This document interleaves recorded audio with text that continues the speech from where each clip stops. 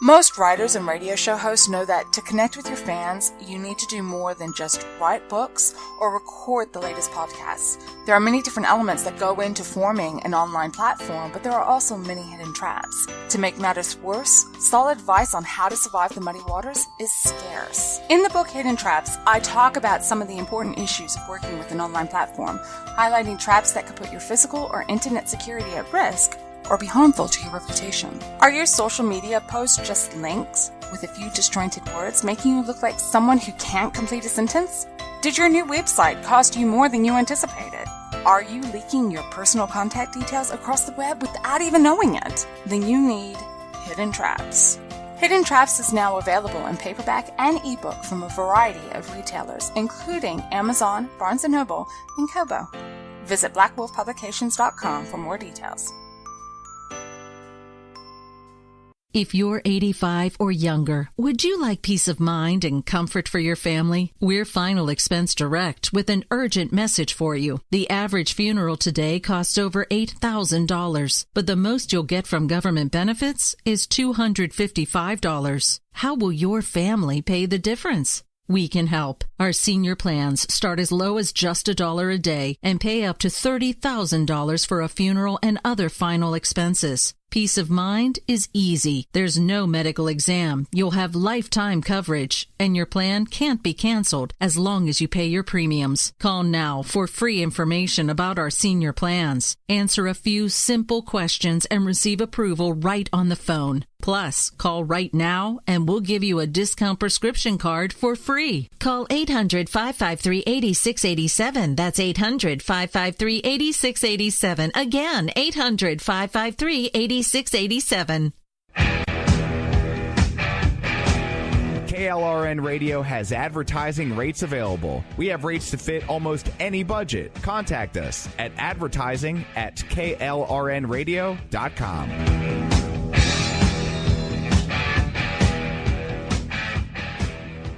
Attention business owners and independent contractors. This is a money-saving message from Tax Mediation Services. If your business owes $20,000 or more in taxes, we can help you today, right now. Listen, dealing with the IRS is no picnic. It's an intimidating and extremely stressful process, and you don't want to go it alone. Our attorneys know every law, every tax break, and every possible opportunity to help you resolve and reduce your tax debt. And if you owe more than $20,000, you may be at the top of their hit list. So don't take your tax debt lightly, because it will not go away on its own. The IRS can seize your bank accounts, your home, and even shut down your business. Call our tax experts today at 1-800-783-0810 and let us deal with the IRS while you focus on your business. That's 1-800-783-0810. Again, that's 800-783-0810. My son was in the Army back during Desert Storm, but even then he wanted an MBA. He looked at a dozen schools, but only one offered the online education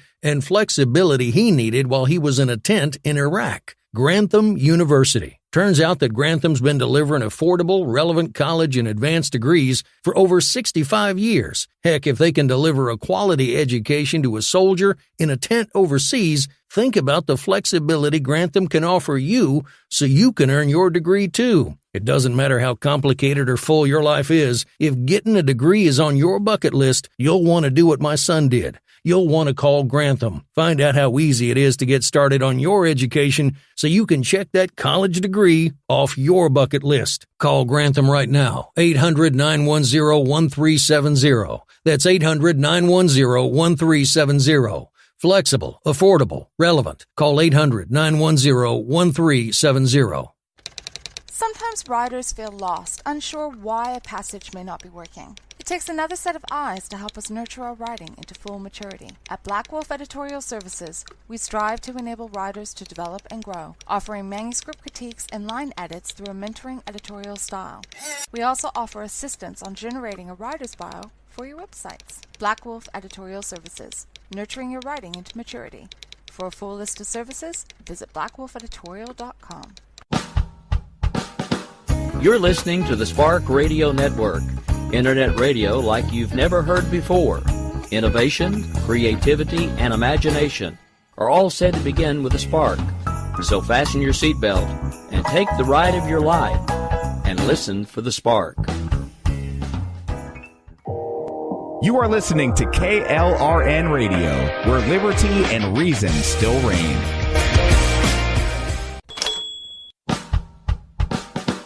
You're listening to the Spark Radio Network, Internet radio like you've never heard before. Innovation, creativity, and imagination are all said to begin with a spark. So fasten your seatbelt and take the ride of your life and listen for the spark.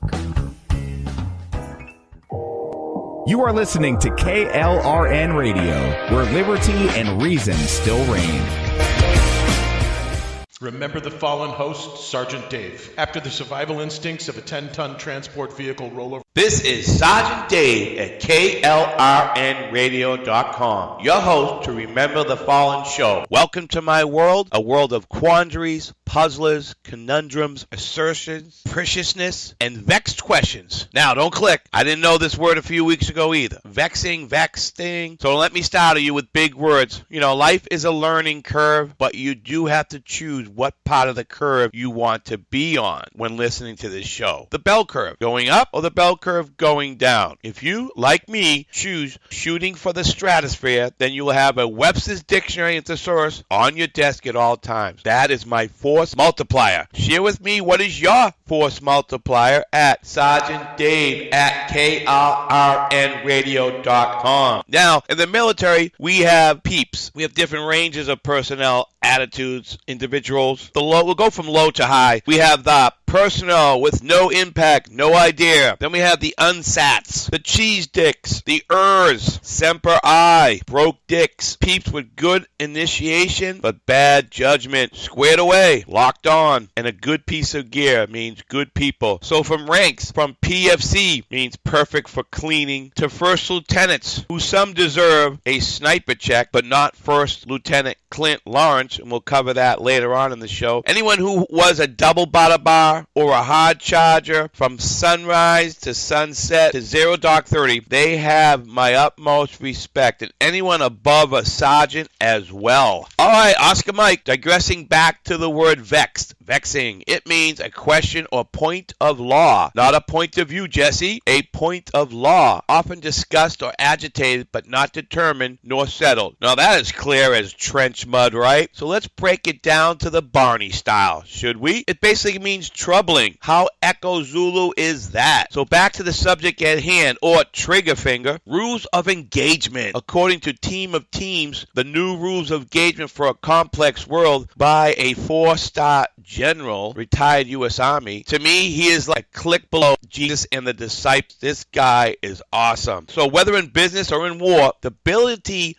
to react quickly and adapt is critical, requiring new ways to communicate and work together. According to the book, Today's World, creativity is a collaborative endeavor. Innovation is a team effort. So let us begin by dissecting that paragraph requiring new ways to communicate and work together and creativity. So get this. We were in the second rotation in Afghanistan in early 2004, and they suggested soldiers putting their name in Arabic on their patrol caps and boonie caps. You know, that's like getting a red Corvette for your 16-year-old daughter and putting her first name on the vanity plate so that any pedophile, rapist, kidnapper, serial killer can know her name and call her name so her defenses become more relaxed and possibly snatched and grabbed and thrown in a white van. Now put yourself full battle rattle, but the Kevlar is off because it's too intimidating to let the enemy know your first name as well. Now, that is a psychological warfare advantage by the bad guys. Thank goodness this wasn't mandatory and it faded away. That was a foobar, or what? For the people in the audience that do not know what a foobar is, it is when I use the word foxtrot most of the time, and is going to be the F word, a strong, hostile word that means procreate. So foxtrot up beyond all repair is a FUBAR. If they kept that creative way to communicate as the uniform of the day, this type of counterintelligence insurgency, I feel, would have been extremely malice to our troops. The acronym COIN can be defined as comprehensive civilian and military efforts that taken to simultaneously defeat and contain insurgency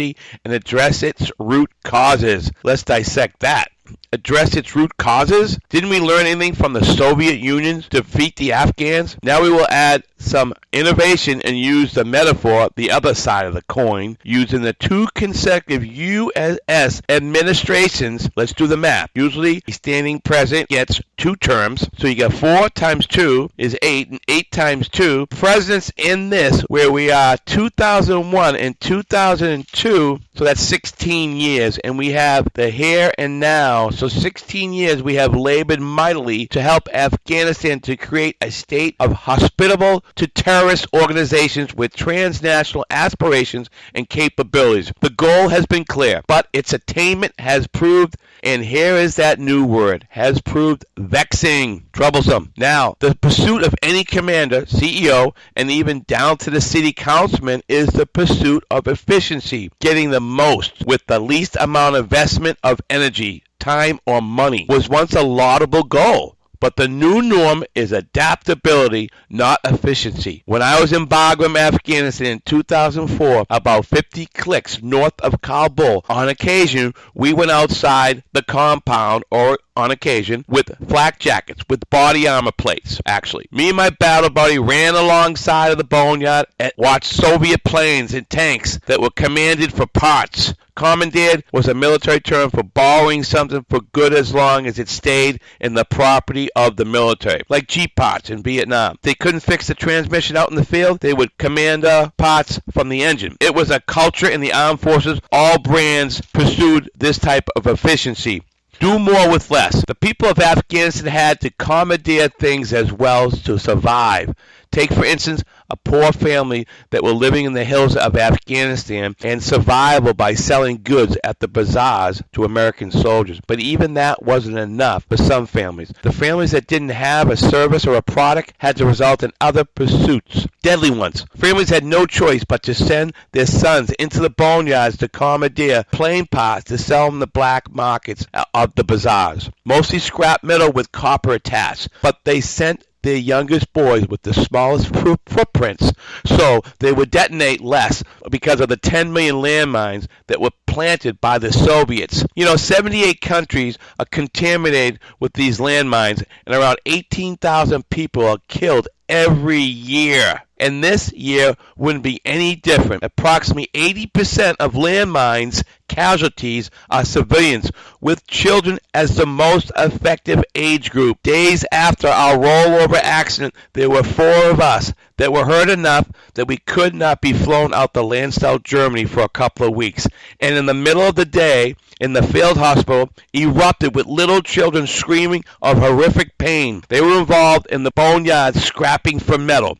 When one of them detonated a landmine, one lost his leg and another's face was riddled with shrapnel. And the worst of all happenings, 8 feet across from us was just a curtain separating us. For the rest of the week, it was nonstop agonies for these little kids. You see, that was the parents' choice to send them out to the boneyards so they could eat another day. Bagram was at the north end of Old Kabul Road. South end led you to the mountain city of Kabul, Afghanistan, home to roughly 5 million people. A 3,500-year-old capital was in ancient times a center of education, politics, and culture. Today, following 3 decades of war, you have a traumatized population like these 4 boys whose parents are probably rural refugees trying to survive by selling scrap metal while they seek a safe haven from the fundamentalist Taliban extremists who continue to terrorize the countryside. There's no 2 ways about it. The Afghan skin is thick, like an extra layer of Teflon. Afghans will always survive as they suffered brutal invaders from Alexander the Great to the Mongols' Genghis Khan, and now most recently Great Britain, Russia, and the U.S. So being so close to the center of the earth must keep them in the crosshairs of aristocratic countries. So all of you deployed soldiers in Afghanistan, news alert, embrace the suck. All right, Oscar Mike, the thesis behind this show is, do our over-the-top rules of engagement keep us from winning wars quicker and prolong the loss of American soldiers on the battlefield? Here is an example of over-the-top rules of engagement. Here you got a car that was moving at high speed, probably a 1977 Toyota Corolla, and it just unlawfully broke a blockade of American and Iraqi forces and was trying to escape in the sunset. And of course, American soldiers gave to the chase to this implacable enemy of ours, Al-Qaeda insurgents. And our choice of transportation is an MRAP, which stands for a Mine-Resistant Ambush Protected Vehicle. So picture this. You got a Winnebago chasing Jimmy Johnson at the Las Vegas Motor Speedway, acting on intelligence that high-valued Al-Qaeda leader might be present.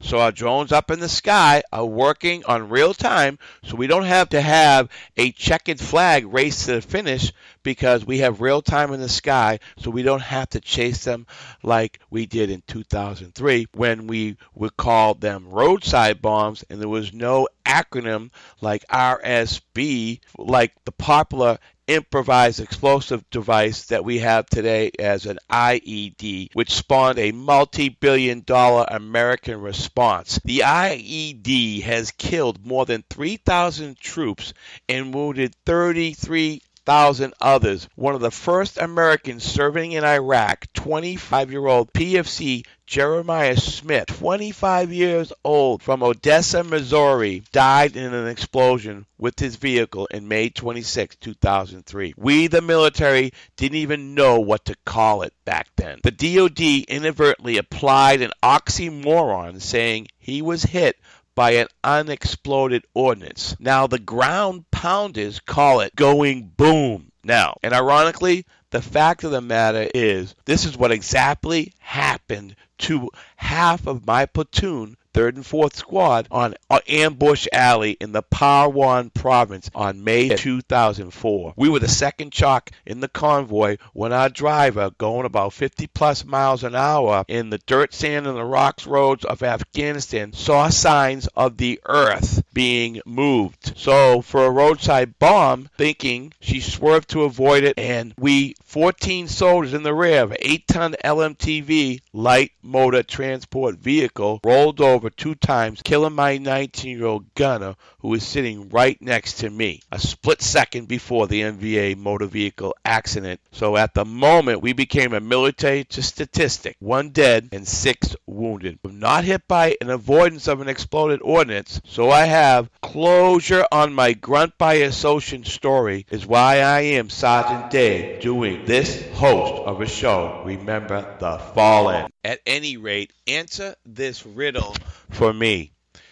What doesn't sleep, doesn't ask questions, doesn't need to be fed, never misses formation, and remains on post 30 or more years, doesn't worry about the victims, and can be transformed into different shapes and sizes? It's difficult to detect and inexpensive to buy. Who is he? He is a mine, an IED, the largest force in the world. That's why Russia's planted 10 million in the countries of Afghanistan. And if you were an Afghan, you would probably give that look like I will smoke you in a hash pipe in a Kabul second. Yeah, these homemade bombs caused death and agony for troops and prompted massive changes in the military acquisitions. You're talking about running it up the flagpole to the bureaucratic management and procurement process, dealing with nations' investment in the technologies, programs, and product support necessary to achieve its national security strategy and support its armed forces, ground pounders, that is spawning a multi-billion-dollar response. Invest in vehicle and body armor, robots, ground-penetrating radar, surveillance, electrical jamming, counterintelligence, there's that coin again, computer analysis, and computerized processes. To be brief, the bomb-sniffing K-9 is out of a job. To get back to the point, why we don't chase them is we can't keep up with them on land. Now rewind to the opening statement on over-the-top rules of engagement. We don't chase them like Ghost Speed Racer. We eventually know where they are in an hour, 6 hours, or even a few days. We show up and we surround their isolated village where the insurgents melt into the village canvas. The mission was simple: to search the village and kill or capture identified members of Al-Qaeda. But how do you capture someone who blends so well with the civilians? Majority of them wear turbans because that was the headdress worn by Islam's prophet Muhammad in the 7th century. Then you're encountered squirters, small group of insurgents who try to sneak or race through American lines and disappear into the desert, sometimes on motorcycles, like the hashtag Free Clint campaign, which I will end out at the end of this show. But these squirters are mostly in Nissan and Toyota pickups, and they are armed to the teeth and ready to fight to the death. However, this evening we had some tactical Taliban, and they disappeared into the night, and the senior officer, which is called the battle captain, radioed in for permission to fire. His request goes to TOC, which is Tactical Operations Center, which is the pulse of the command and control in the battlefield environment. But before that, the battle captain has to make a call all the way to brigade headquarters, where a JAG officer, shipbird, Army lawyer, is a perfect example of a Sierra Bravo, someone who makes life tougher. He is on a call 24/7. His job is to analyze the request, applying the governing rules of engagement, and make a recommendation to the chain of command, which the commander, who makes the ultimate decision, he rarely contradicts the JAG's recommendation. Hence, if a command was ordered to shoot to kill after the shipbird had deemed the attack outside the rules, they would risk discipline, even prosecution, if the engagement went awry. As a consequence, most likely, Lieutenant Clint Lorance is serving 20-year sentence because there was no time to react. He had 2 squirters coming at him on a motorcycle, and he gave the split second to do what his oath states. I, Clint Lorance, do solemnly swear that I will support and defend the Constitution of the United States against all enemies, foreign and domestic. Fast forward, I will obey the order of President of the United States and the orders of the officers appointed over me according to regulations and the Uniform Code of Military Justice. Charlie Mike Juliet. So help me God. That's where he went by his gut instincts and probably didn't obey CMJ. Everybody out there on radio, internet, cell phone, please get out a pen and take down Clint Lorance mailing address at Fort Leavenworth, Kansas. At Clint Lorance, Prison 8 number 93197, 1300 North Warehouse Road, Fort Leavenworth, Kansas 66027. I copy Clint Lorance, prison inmate number 93197, 1300 North Warehouse Road, Fort Leavenworth, Kansas City 66027. Here's what's needed to happen on the 44th President's Watch. Update. The Army Court of Criminal Appeals denied August 30th, 2017, First Lieutenant Butterbar Clint Lorance's appeal, which means the petition to President Trump is now his best chance at freedom. So unless we flood the White House with millions of petitions, do you copy? Millions. This American hero will be locked up behind bars for protecting his men against a Taliban attack, those squirters. I urge you to sign the petition and share with you and your friends and family. We must be Oscar Mike on this to get the president's attention and free this hero. Now I'm going to read you a letter from the desk of Lieutenant Colonel retired Alan West. congressman from 2011 to 2013. Talk about a good piece of gear. In my opinion, he's one of the most patriotic congressmen we ever had in office. It reads like this: Dear fellow patriot, the 44th president refused to pardon an innocent U.S. soldier before he left office. Now I'm asking you to sign the presidential pardon petition for Army First Lieutenant Clint Lorance, urging President Trump to what the 44th president refused to. Send this innocent soldier home where he belongs. In July 2012, First Lieutenant Clint Lorance was sent to Afghanistan to replace a platoon leader who was seriously wounded in a Taliban attack. On his third day on the job, Clint and his men were on a patrol when a U.S. helicopter radioed a motorcycle was sitting outside the village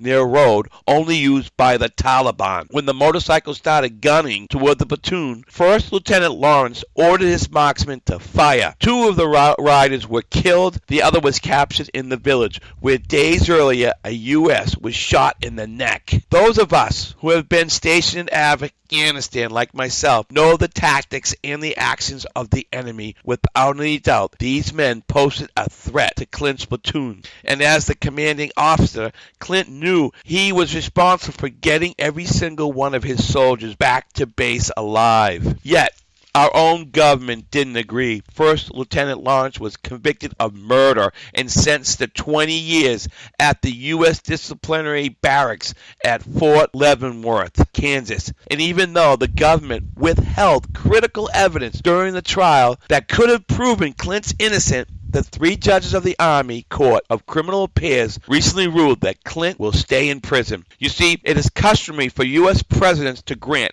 high-profile pardons just before leaving office. However, when the 44th president term came to an end on January 20, 2017, he refused to commute Clint's sentence as a combat veteran. I'm disgusted that the 44th president, have you noticed, I can't even say his name, let traitors like Chelsea Manning and Puerto Rican nationals Oscar Lopez Rivera, Google his name, right, that were responsible for more than 30 bombings, millions in property damage, dozens of injuries, and 5 deaths. And he pardons him. And of course, he pardoned 207 other people with criminal cocaine and heroin dealers. Maybe we should blame the 44th president on the opioid epidemic and let these thugs out of prison, while First Lieutenant Lorance is left to serve a 20-year sentence for protecting his men on the battlefield. And this guy is most admired man for 10th year in a row. Is it me, or do we have a foobar in our society? And let's not go there, but I will. Hillary has been the most admired woman 22 total times, but I bet you the $7 trillion deficit she won't this year. Finally, her reign is done. And who says the media doesn't control Time magazine? They own it now. Meredith Murdoch owns it. But at least with co-owners, the Koch brothers, maybe the planning field will be leveled out by 2025. Pardon, the digress. Back to the letter. But now that Donald Trump has taken office, you and I have a new chance to finally free First Lieutenant Lorance. My friend Clint Lorance signed up to serve his country and risked his life on the battlefield to protect your freedom. When his men were threatened, he did exactly what our military asked him to do. As a combat veteran with 22 years of service and myself with 17 and a half years of a citizen soldier of service, we can't turn our backs on this young soldier, and I hope you won't either. I use the term friend for the very good reason. I have built a connection with him by reading his letters and speaking to his mother on 2 occasions. I've been in touch with Ann Lorance, Clint's mother, most recently a couple of weeks ago on coming on the show, but her lawyer does not advise her to do any PR due to the sensitivity and high emotion she has on her son still being locked up for doing what normally on a battlefield decision by any commander in that situation.